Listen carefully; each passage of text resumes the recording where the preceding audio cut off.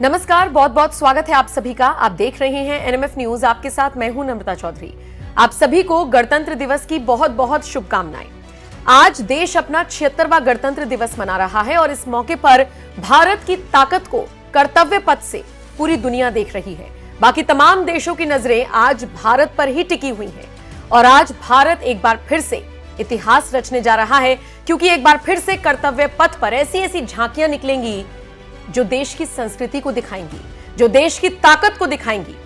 और इसी के साथ इंडोनेशिया के प्रेसिडेंट प्रबोवो सुबियांतो यहां पर मौजूद हैं, यानी कि भारत देश में मौजूद है। चीफ गेस्ट के तौर पर वो बुलाए गए हैं। और आप जानते ही हैं कि जब इंडोनेशिया के प्रेसिडेंट का भारत आगमन हुआ, उस वक्त देश के प्रधानमंत्री नरेंद्र मोदी ने गले लगकर उनका स्वागत किया। इतना ही नहीं, स्वागत करने के लिए देश की राष्ट्रपति द्रौपदी मुर्मू भी मौजूद रही। पहले आप वो तस्वीरें देख लीजिए।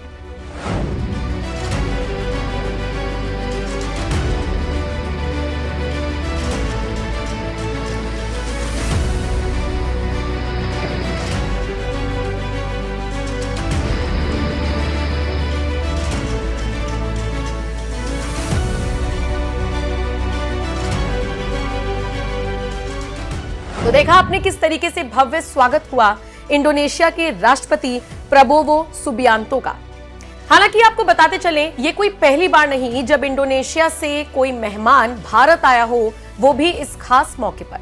जी हां, इंडोनेशिया और भारत में कई सारी चीजें ऐसी हैं जो समान हैं। सिर्फ आर्थिक तौर पर आप इसे नहीं देख सकते, व्यावसायिक तौर पर नहीं देख सकते, बल्कि परंपराओं का भी बहुत हद तक मिलता जुलता सा प्रभाव देखने को मिलता है। और यहां पर आपको एक और बात बता दें कि इंडोनेशिया सबसे ज्यादा मुस्लिम बहुल आबादी वाला देश है, यानी कि यहां पर अगर आप हिंदुओं की बात करेंगे तो उनकी आबादी सिर्फ 2% है। बावजूद इसके, जिस तरीके से आप और हम बचपन से रामायण महाभारत की कहानियां सुनते हुए बड़े हुए हैं ना, इंडोनेशिया में भी छोटे छोटे बच्चों को ऐसे ही अपनी पौराणिक कथाएं सुनाई जाती हैं। और इसीलिए मैंने शुरुआत में कहा कि 2% हिंदुओं की आबादी वाले इस देश में, जहां पर सोचिए मुस्लिम बहुल इलाका है, ये पूरा देश मुस्लिम कंट्री है, यहां पर बहुत सारी ऐसी परंपराएं हैं जो हिंदुओं से मिलती हैं, जो हिंदुओं की, सनातनियों की परंपराओं से मेल खाती हैं। तो ऐसे में आपके लिए जानना जरूरी है कि ये कोई पहली बार नहीं है जब इंडोनेशिया के राष्ट्रपति भारत आ रहे हो गणतंत्र दिवस के मौके पर, बल्कि इससे पहले भी ऐसा कई बार हुआ है। आपको बताते चले, इतिहास के पन्नों में दर्ज है कि ये 5वीं बार ऐसा हो रहा है जब इंडोनेशिया के नेता बतौर अतिथि गणतंत्र दिवस के मौके पर पहुंच रहे हो।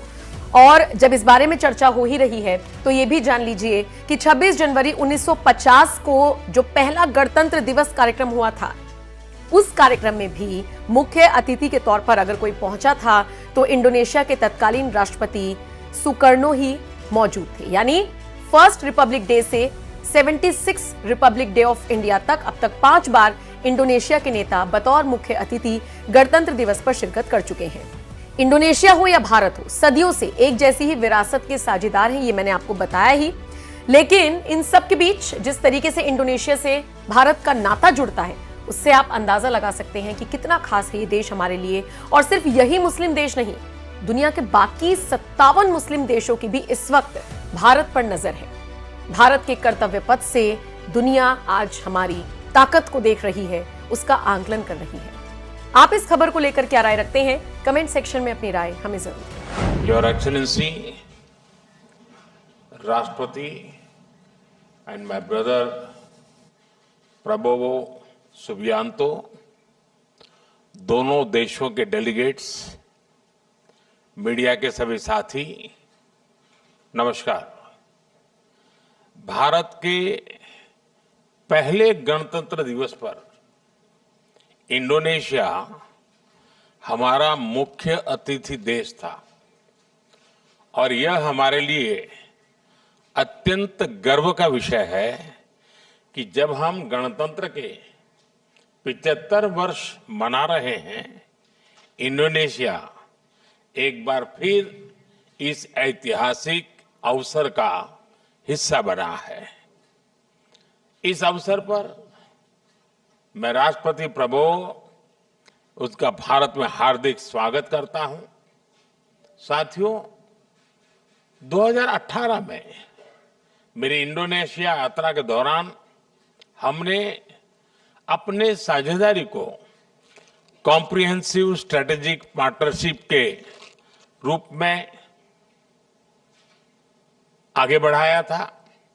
आज राष्ट्रपति प्रबोवो के साथ आपसी सहयोग के विभिन्न पहलुओं पर व्यापक चर्चा हुई।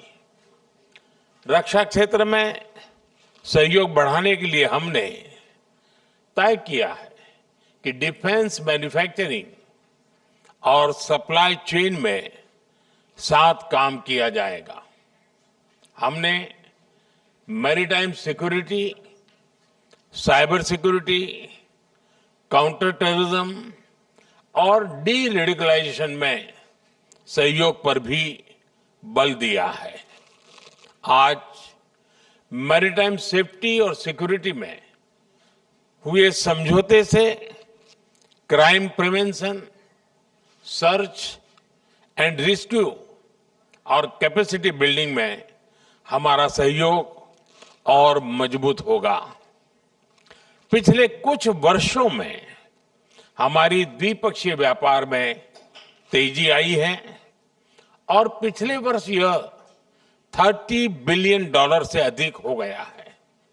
इसे और बढ़ाने के लिए हमने मार्केट एक्सेस और ट्रेड बास्केट को डाइवर्सिफाई करने पर बात की है।